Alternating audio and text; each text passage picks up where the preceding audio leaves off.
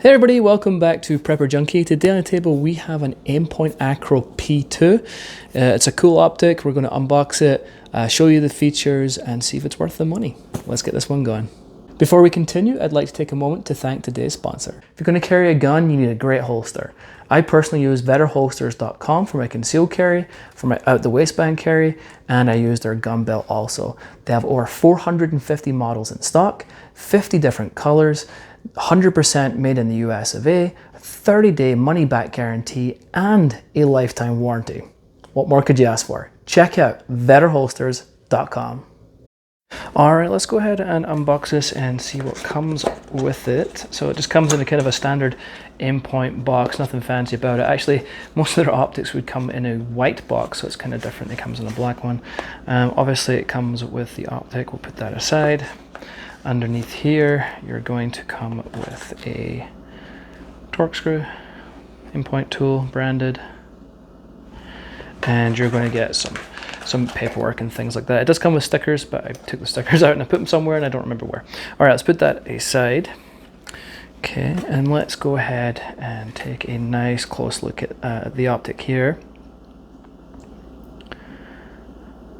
Okay, so the weight comes in at about 2.2 ounces, so very lightweight as you would expect. Now, one of the things to remember, this is not just designed for a handgun. This is designed to go on shotguns or whatever you want to go on. It does have a lot of different mounting options. You can see here it's a little different, so you're not going to be able to mount this directly. You are going to need adapter plates or mounts to be able to secure this onto whatever firearm you're looking for. Now we do have obviously your adjustments right here, and it has 10 brightness settings, 4 are night vision and 6 are daylight settings. It is absolutely Aimpoint bright, daylight bright, no worries about that. And the night vision settings are also very good, and under night vision it's also a very clear, crisp dot. And obviously with the daylight brightness too, it's very, very clear and crisp dot also. We do have the battery compartment right here, and it takes a standard CR2032. It's one of the big changes from the original Acro P2, which the battery life sucked on, and it was a huge disappointment for a lot of people. Now before I actually take that out, you'll notice how, actually it just turns already, but it does sit very flush against the side, which I really like how flush this sits. So we're going to take this off so we can show you the battery compartment. Obviously it's got an O-ring on there to keep it waterproof on your cap, and you can see here that we have the 2032, and it's really secured in there with lots of contact points all the way around. So very secure battery in there. All right, let's move around to the back of the optic. Now, it's actually got 4 lenses on this optic. So if we go to the front here, it's actually easier to see. There's a front glass right here, and then you have the actual other glass, the tinted glass behind there. So this glass here is solely designed to keep it protected and obviously enclosed. So you can damage this, and it's not obviously going to damage that other glass behind there. So that is just a protective glass, and it is actually the same on the back. It's just easier to show you that on the front, obviously. But this has a glass on the back here also as a protective screen, again, which keeps this all fully enclosed. Not sure if I can pick up the dot in here, if it'll actually even show you how crisp it is. Let's take a little look there. I don't think I'm going to get that showing you, but it is a nice, clear, crisp dot.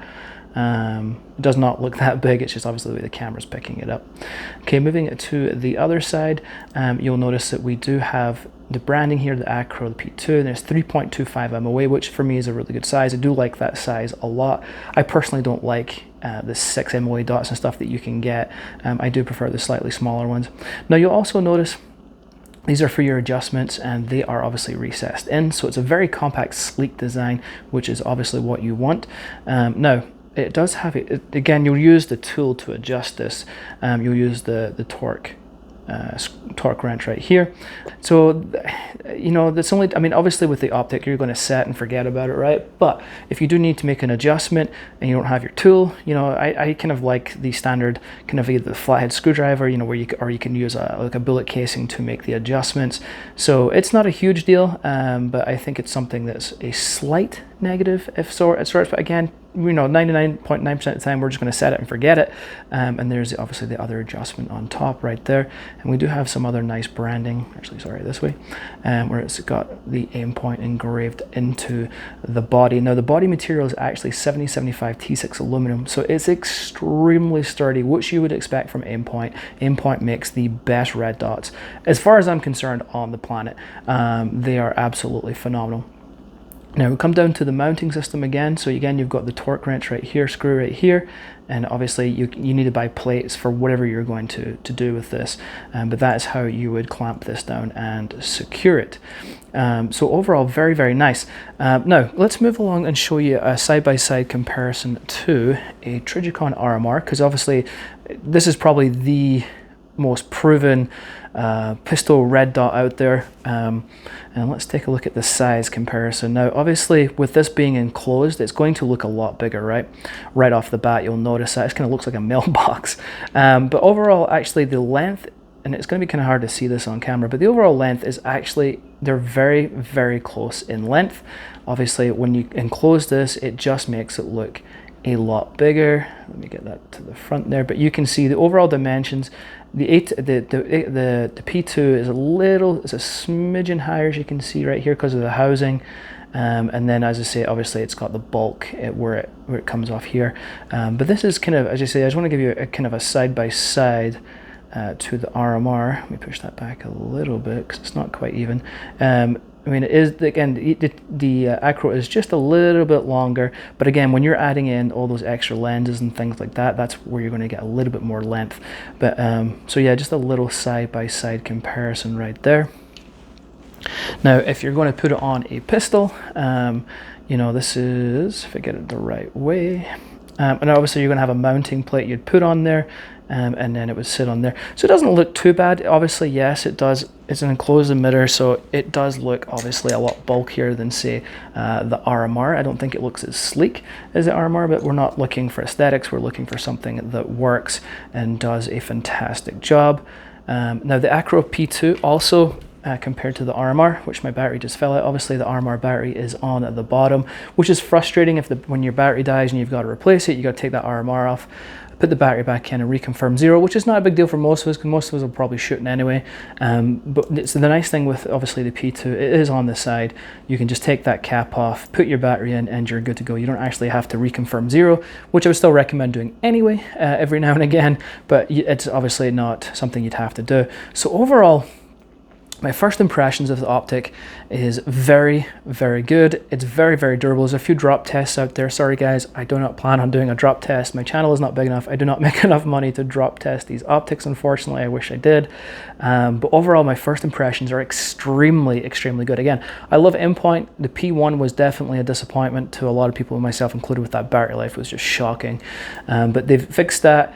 And it's very sleek design. I mean, look, and that's their battery cap. I mean, it's recessed in there. It's done such a good job with the contouring, the design, the 50,000 hour battery life.